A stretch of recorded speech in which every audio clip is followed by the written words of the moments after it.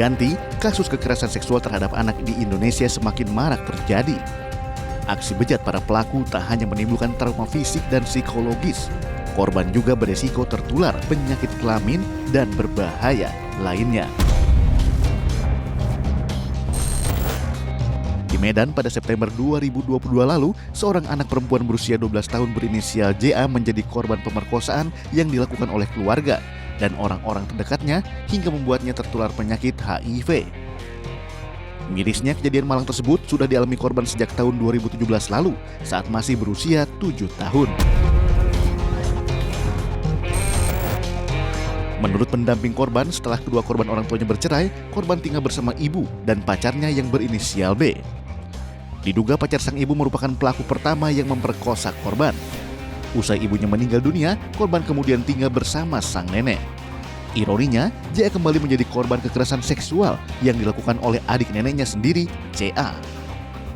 Kegetiran nasib korban masih berlanjut saat ia dijual ke pria hidung belang dan kembali menjadi korban kekerasan seksual oleh tantenya sendiri hingga tahun 2021. Diduga tante korban merupakan mucikari yang memaksanya untuk melayani sejumlah pria hidung belang demi mendapatkan uang.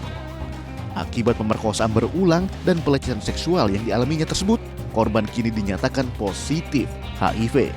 Awalnya yaitu sakit perut, pada perutnya yang tidak kunjung sembuh. Jadi pertama kali saya bawa ke rumah sakit Karo dulu, cek BA, ternyata hasilnya semua itu bagus. Jadi saya bingung, apa yang saya mau lakukan lagi karena sakitnya nggak kunjung sembuh gitu. Jadi saya bawa ke dokter Mitra Medika, rumah sakit Mitra Medika, saya buat pengecekan sampai cek yang terakhir adalah endoskopi. Nasib malang juga dialami oleh seorang anak berusia 12 tahun di Banyumas, Jawa Tengah. Korban diperkosa oleh 8 orang hingga hamil 3 bulan. Kehamilan diketahui karena kecurigaan keluarga lantaran korban terlambat datang bulan. Usai mendapat laporan, Unit Perlindungan Perempuan dan Anak PPA Satreskrim Polresta Banyumas, Jawa Tengah menangkap 4 pelaku. Keempat pelaku yang merupakan tetangga korban ini merupakan pria berusia lanjut. Pelaku membujuk korban dengan memberikan imbalan uang Rp3.000 hingga Rp20.000 agar mau menuruti keinginan pelaku. Pelaku sendiri adalah sudah kondisi lansia dan kami amankan 4 orang.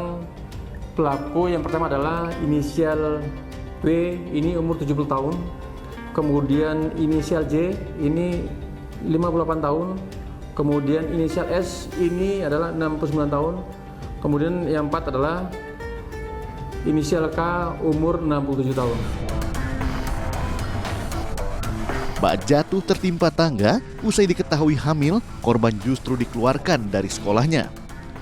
Menurut Ketua KPAI, Aimaryati Solihah, mengeluarkan korban anak yang hamil akibat kasus kekerasan seksual dari sekolah bukanlah solusi terbaik. Karena hal tersebut justru merampas hak anak. Ini yang perlu asesmen, bukan sekonyong-konyong sekolah ini merasa bersih-bersih deh. Ini udah menjadi kesalahan anak itu dan kita harus keluarkan.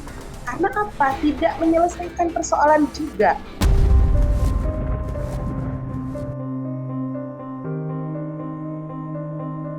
Kementerian Pemberdayaan Perempuan dan Perlindungan Anak mengatakan maraknya kasus kekerasan seksual pada anak dilakukan oleh orang terdekat, seperti ayah, ibu, keluarga atau wali yang bertanggung jawab atas pengasuhan anak.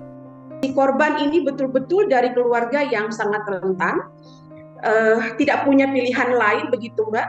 Kemudian korban adalah berasal dari keluarga yang orang tuanya bercerai, yang orang tua sudah terpisah, kemudian korban putus sekolah, dan korban tinggal di rumah omnya atau tantenya atau neneknya begitu, yang di rumah yang juga tidak memiliki sekat-sekat yang baik.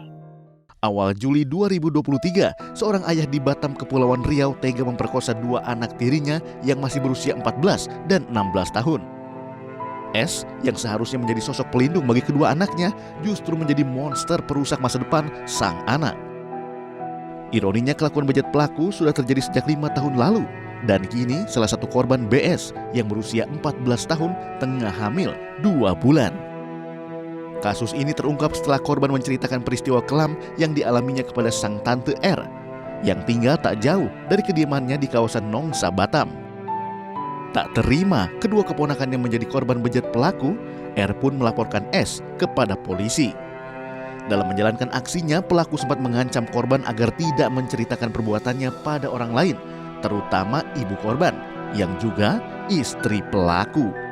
Cabul sudah dilakukan berulang-ulang dari tahun satu korbannya dari tahun 2018 sampai 2021 dan dari tahun 2021 hingga 2023. Si pelaku tersangka di sini melakukan aksinya itu mengiming-imingi sejumlah uang yang memang tidak banyak, tetapi mungkin bagi si anak 20.000 diberikan kepada si anak itu, ya terjadilah kejadiannya seperti ini.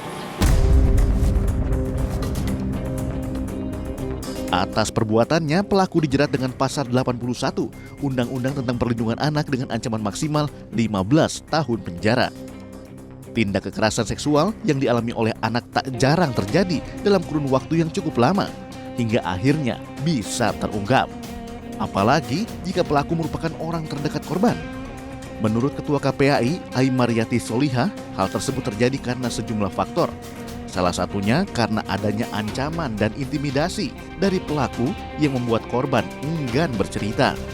Kenapa sekian lama baru bisa diungkap? Itu adalah lemahnya aspek pengaduan. Pengaduan ini kan ada keberanian, ya, lepas dari situasi yang kerap dikhawatirkan menjadi aib, menjadi persoalan malu dan lain sebagainya. Sehingga kalaupun anak sudah bercerita pada orang dewasa, itu berpuluh kali berpikir ulang apakah bisa diadukan, mau dilaporkan dan lain-lain. Sehingga dalam konteks ini jelas ketika tidak ada pengaduan agak sulit kita semua untuk mengidentifikasi.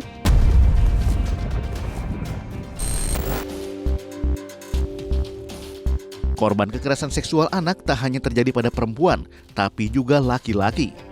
Bahkan kejadian biadab tersebut terjadi di tempat anak menimba ilmu di sekolah atau pondok. Sesaat lagi selengkapnya di iNews File.